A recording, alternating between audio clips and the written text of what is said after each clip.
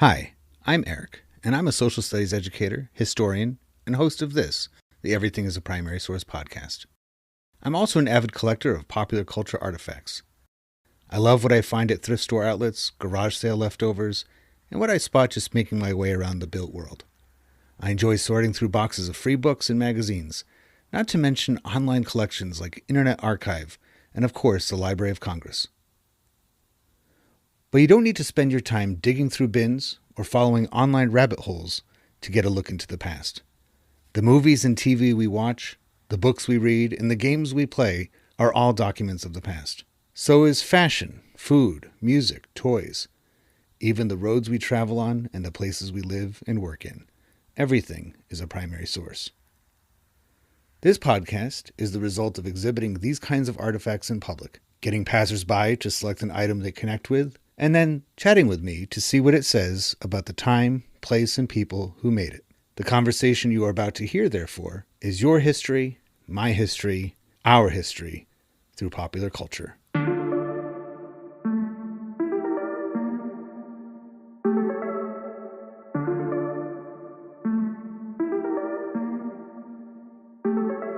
So you were mentioning that you were originally from Northern California, and that groups like Creedence Clearwater Revival, and what were some of the other groups? We know the Grateful Dead comes from that area as well.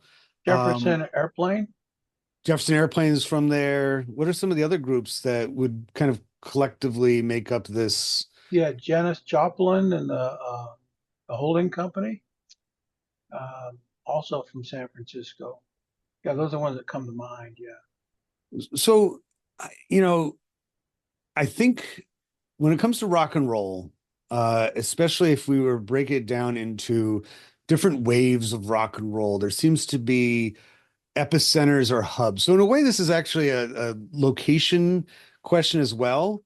Um, we'll start by saying, do you think there was something about San Francisco, which is one of the biggest metropolitan areas in the country? It's often overlooked because it's not East Coast, but one of the biggest metropolitan parts of the country.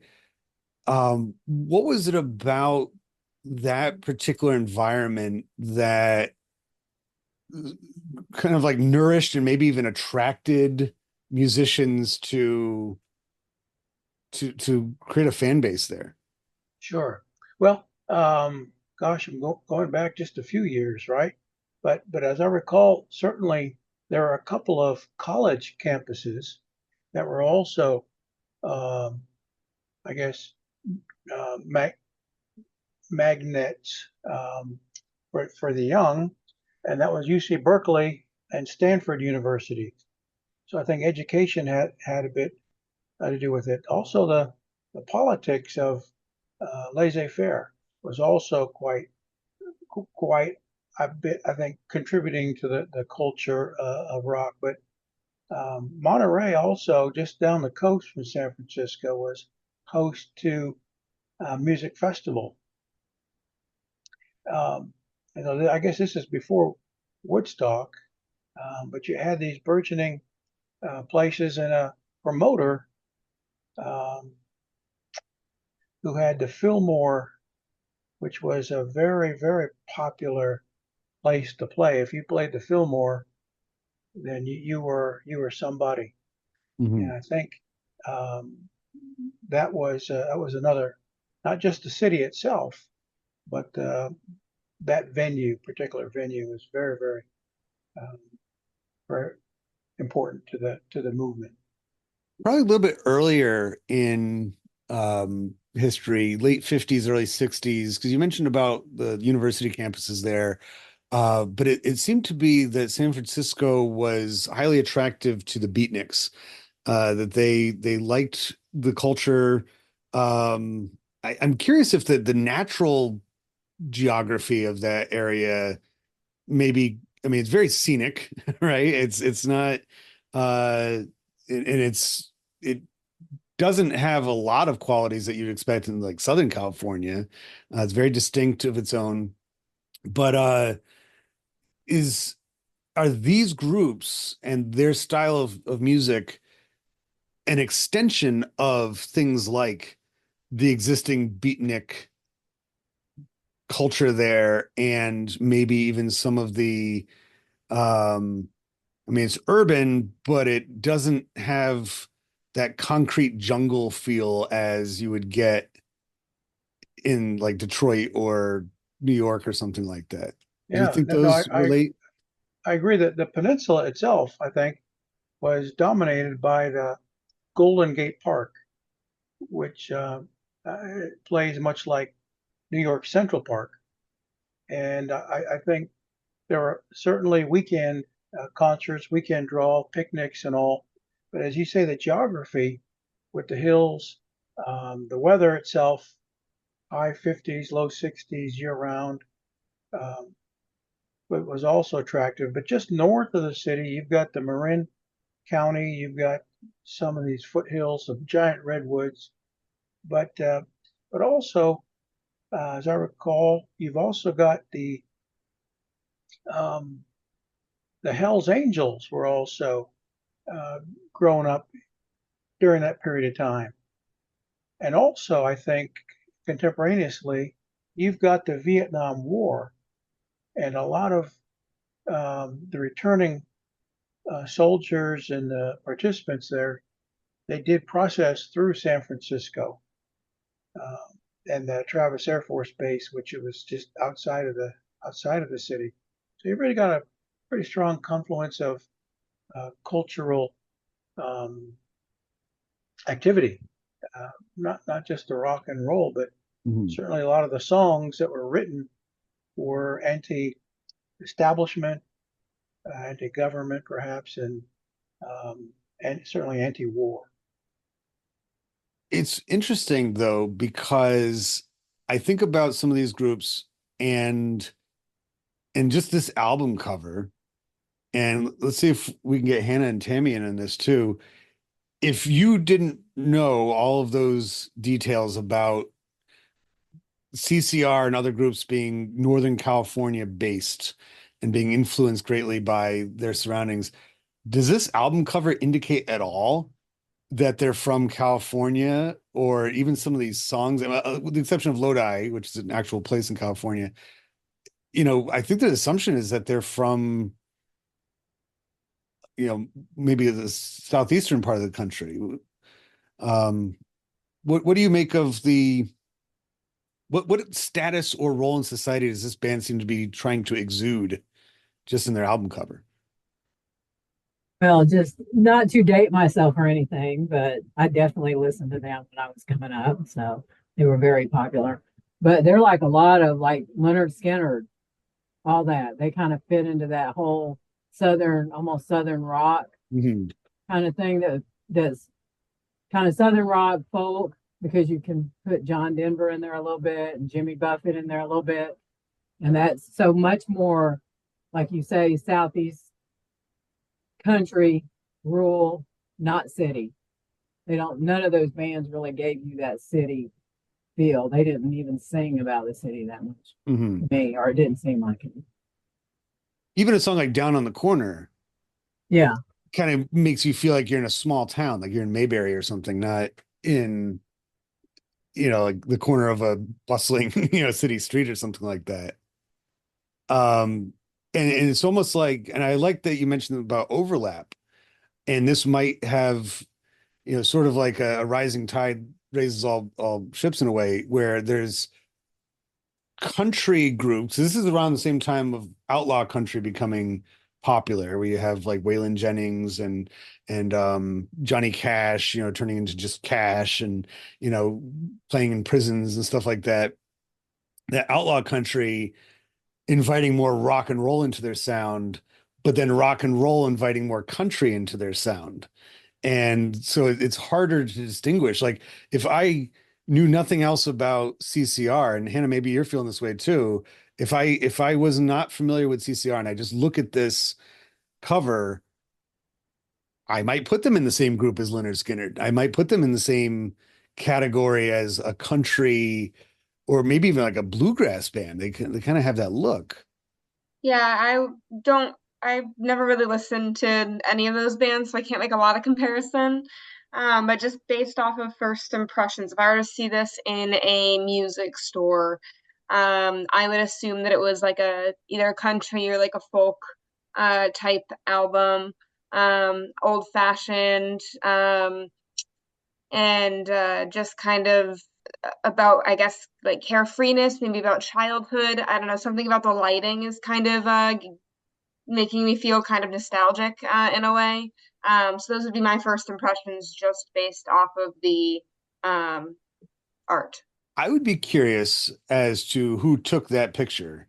Because by the late 1960s, definitely, and I had this up before, um, you know, this gentleman, Roland Sherman, he won a Grammy Award for Best Album Cover for this photograph he took at a Bob Dylan concert for Bob Dylan's Greatest Hits album. Very artistic. A lot of his photographs have this, backlighting to them. That was part of his distinct style of photography. But I easily by the 1960s, there seems to have been more of a attention given to the cover art being intentionally communicating information to like and artistic bends. And you take a look at like what the Beach Boys were doing in the same time period. Their albums were getting more artistic looking and somewhat abstract. And whereas this reminds me of the photograph I took of my friend when we were entering senior year. We had to get senior photos done, and he didn't want to spend any money like hiring a photographer, so he gave me a camera and I took a picture of him, and I still have it in the yearbook. It's a horrible picture. There's like shadows across his face and like you can't even see who he is. This reminds me of. It doesn't look like they actually had a photo shoot. It looks like they was like walking through the woods and like, oh, let's take a picture real quick, and they just kind of snapped it. Well, the other thing, when you say that, this is Green River, but there's no water. Right. I think the other thing that to me stands out is you've got, I think that's Fogerty. His brother is also part of the group at that point. But if it's a group name, why is he standing out front? Mm-hmm. They later on, I think, had some quarrels about the distinction between CCR. Like, can CCR exist without John Fogerty? I think they have performed without him. Like, he'll perform separately from them.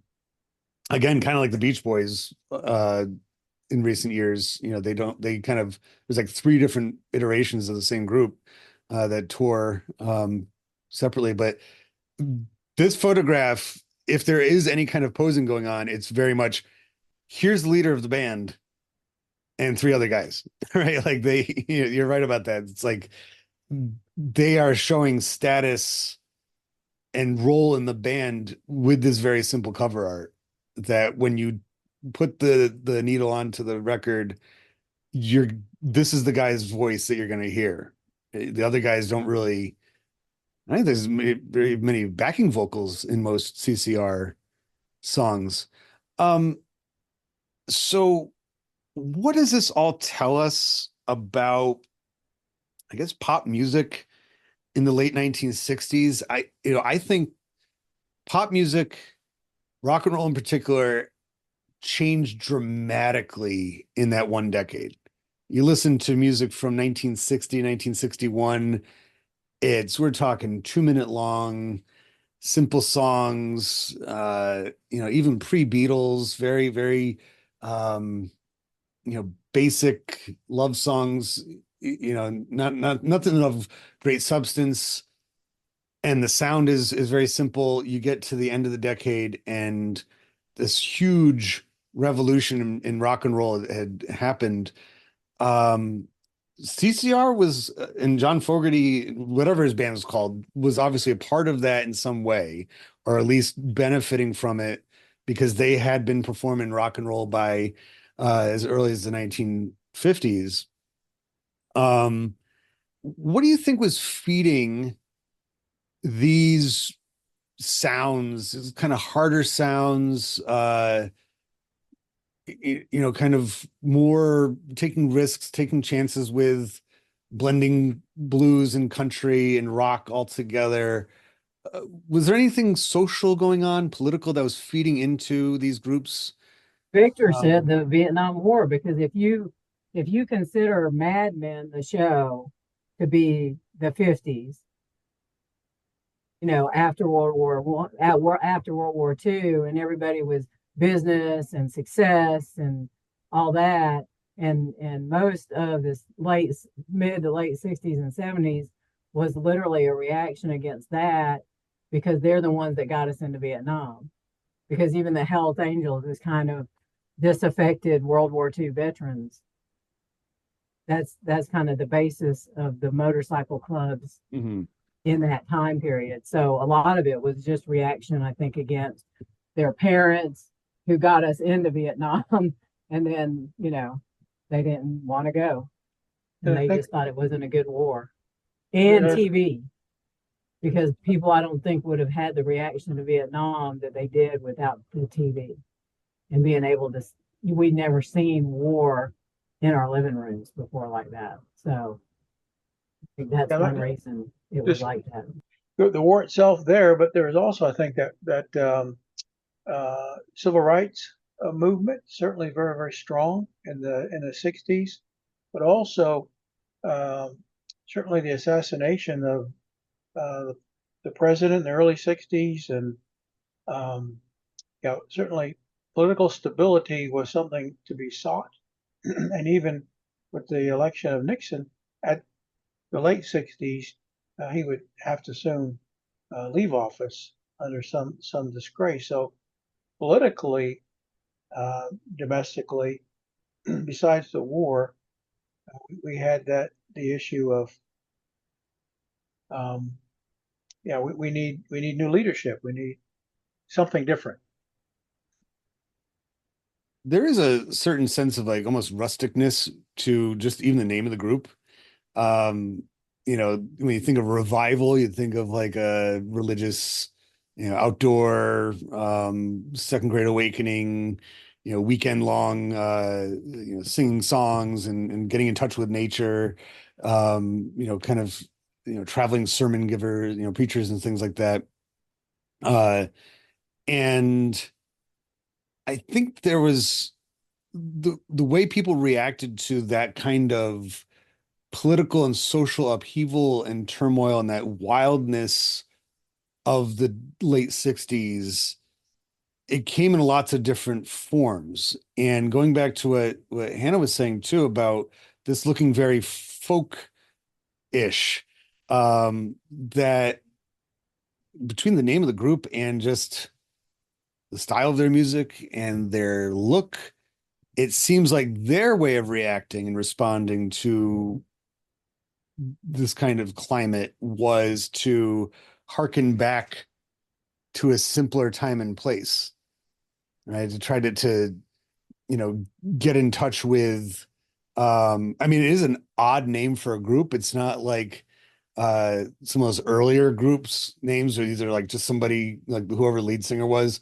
like John Fogerty and company, or the Flamingos, or the Crickets, or it's like Creedence Clearwater Revival, Grateful Dead. Those are kind of weird names. Janis Joplin's group was. Big Brother and the Holding Company. Right. That's not a normal, and it's like pop music would go back again, and it's been fragmenting every time. It's not like any of these music styles disappear forever, maybe disco, but most, once a new genre shows up, there's at least somebody carrying the torch. But when you go later into the 70s and the 80s, there's punk and new wave, and they start going back to more direct titles of their groups, right? The somethings, kind of going back to early rock and roll. CCR sound kind of already does that. Like I think about like songs like Traveling Band. It's very straightforward rock and roll song. It's not long drawn out jam or something like that. So it's like they have, and their stance, especially John Fogerty's stance here, is almost perfectly communicating like one foot in the past and one foot in the present, maybe even in the future here. So any last thoughts about either their role or status in society, and or geography. Maybe even their appeal geographically, because their sound is one that got a lot of people excited all over the country. Well, anything, just um, the contradictions that we find between the picture and the music of the album. Uh, the other one that stands out is their layered clothing, but they're in the sunshine. Hmm. So is it that cold that they have to dress up though they're in the sun? And is this how they normally dress? Or, you think about like Buddy Holly and the Crickets, or even the Beatles, their album cover, they're wearing jackets and ties. They're like clearly like we're doing a photo shoot for this album. And they would perform like that too. They kind of dress nice. Even they're playing renegade music. These guys, did they know they're taking their photo for their album that day? Or are they just walking like, I'll bring my guitar just in case. And like they were just kind of, or does that also fit their generation in that time of pushing up against convention that you don't, no, nobody wears ties, man. Like that's old news. Like we grow our hair long, get groovy beards, wear whatever, t-shirts were becoming, slouchy pants, denim everywhere. That's a really good. So we don't have to listen to a single song. Just this album cover speaks about the time period quite a bit. Now, you were saying that there was a somewhat of a connection between this band and the Beatniks. Is that right? I'd say just kind of socially, as in the Beatniks kind of they gravitated to San Francisco for the same reason that a lot of these groups did too. That the culture of San Francisco harbored both of them, and I would say Beatniks eventually evolved into these more like hippie type groups. So I was gonna say this could appeal on like just on so many levels because it appeals right away to like the new generation at the time of the hippies and the movement that they wanted to convey. But I mean, going back to America's founding, we've always upheld this like simple, basic life as the life to live. I mean, we declared farming to be the most righteous job that you could possibly have, despite the fact that farmers back over in England weren't necessarily all that rich. They weren't necessarily the lords. And I think that by our nature, we kind of have this casual culture that appeals to a lot of different demographics, whether you're into very hippie, new age kind of stuff or more conservative, straight edge kind of stuff. I think that you can enjoy a very, very simple, down to the roots kind of thing that they're portraying. I couldn't agree more. I think that's a wonderful point that you made, that their appearance is about as it appeals much more to the masses than it does to the elites, right? Like they're just seeing this, and in the era of record stores or stores having records for sale, I mean, these things are pretty big. So they acted as like miniature promotional items that's just on their own. It's not like when the age of tapes and CDs showed up and it was much smaller. These and the new releases would be at eye level, kind of like the cereal boxes in the cereal aisle, like the ones that they want the kids after are at their eye level and so forth. Same kind of thing. Whereas this simplicity of it, Green River, Creedence Clearwater Revival, a bunch of ordinary looking guys, right? Especially for the late 60s. You're going to find a lot of these people across the country. Hey, I'm not going to get into anything complicated here. This is going to be about as ordinary American as going back, like you said, all the way to the founding of the country. And even before that of, the salt of the earth type. Popular culture, by definition, connects and unites us, and proves that people of different backgrounds, in fact, have a lot in common with one another. I hope you enjoyed this conversation, at least in part, for that reason.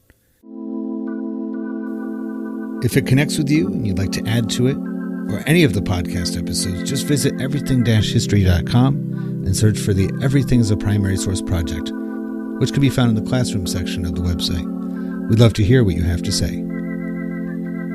Be sure to rate and share this podcast wherever you are listening to it now, and follow Everything as a Primary Source on social media, including YouTube and especially Instagram. Thank you for listening to the EPS podcast, where everything is a primary source.